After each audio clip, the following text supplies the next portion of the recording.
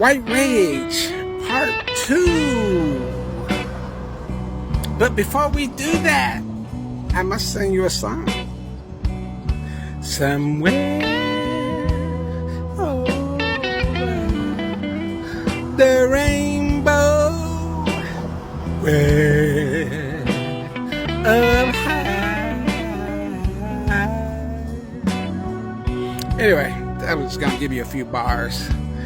White Rage, Part 2. Now you have to look up, go to YouTube channel Stone Thug Music and see my first White Rage video in order to see Part 1. And I think this is going to be several parters, so prepare yourself.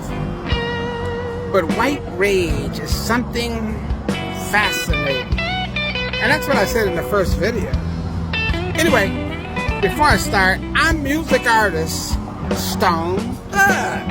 For those who don't know me, I'm Stone Thug, and you're not.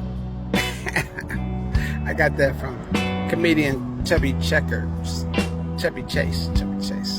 He used to do the news, and he would say, "I'm such and such." Anyway, White Rage. What can I say? What can I say that hasn't already been said about it? Basically, from my perspective, White Rage is a real thing. But to the common black person, particularly FBAs, descendants of slavery, it's always been fascinating to us why and how white people can hate or be angry or be mad about things, and especially mad at us. And we have done nothing but be loyal servants for the most part. I know we had rebellions, thank God for those. But we've never rebelled as a group. You can't consider 5 or 6 people or a boat full of people or a plantation full of people as a rebellion against white people, because those were small numbers.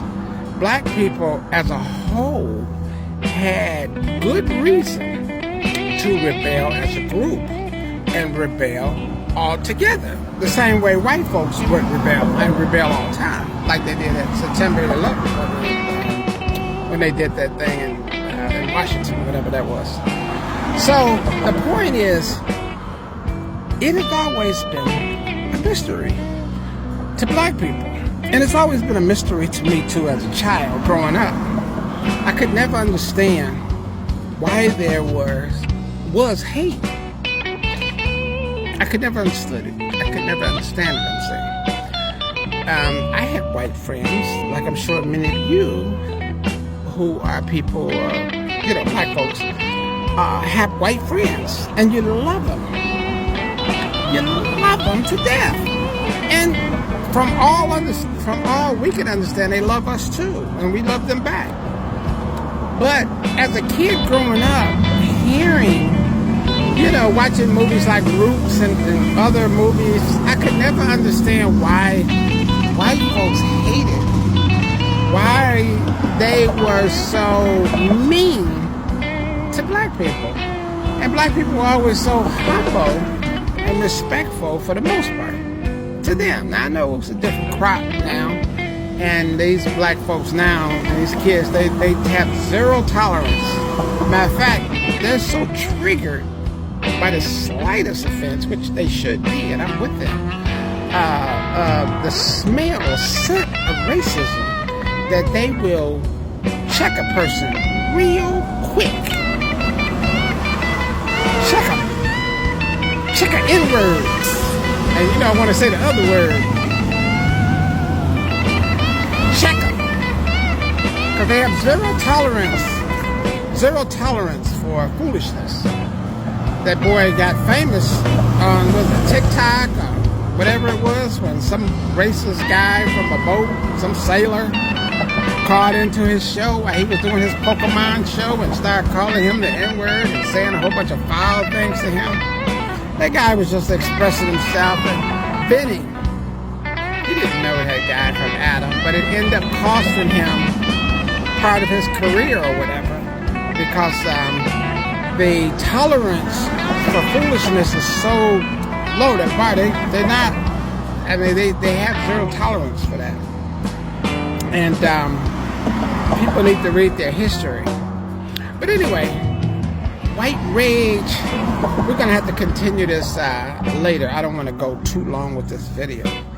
But white rage is a real thing. But it's not based off of logic. It's not based off reason. It's not based off science. It's not a product of love. White rage is part of a cult.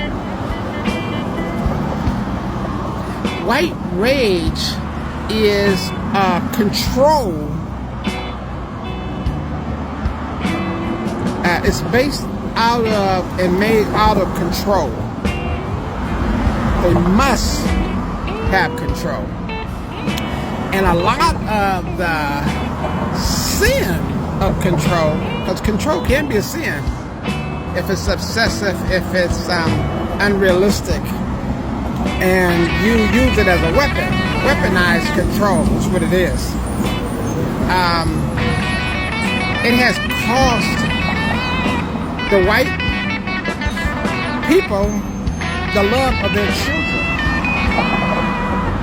It was accepted for hundreds of years, and the children accepted it because they got the benefits of it. There's definitely benefits in being isolationist and controlling and brutal and demanding.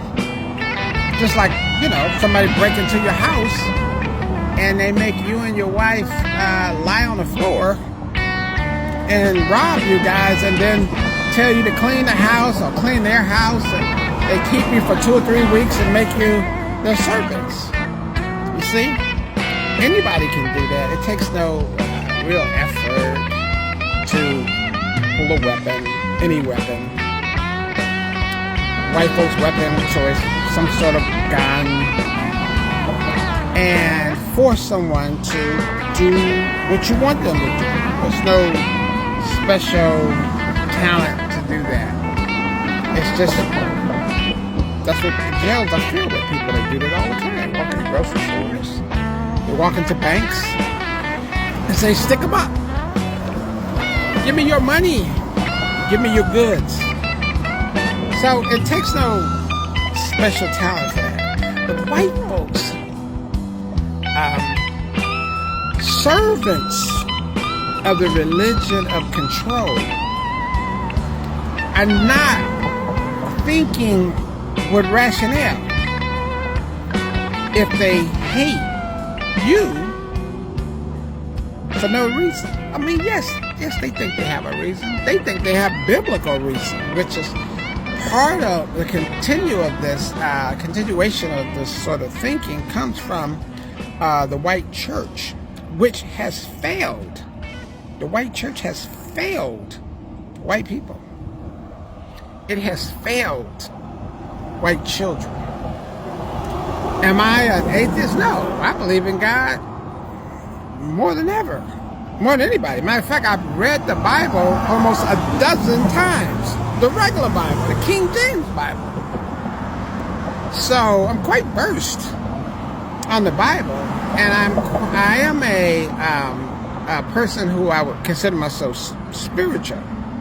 Definitely not religious, because religious falls into that category of control. And they use that, just like this term they used to use back in the day called communist, communistic. I believe that the white church and white folks' rule of control is more communistic than communistic is. the Red Scare. But that's all I can say for now. It's your boy Music Artist Stone Thug. I'll be back with another part.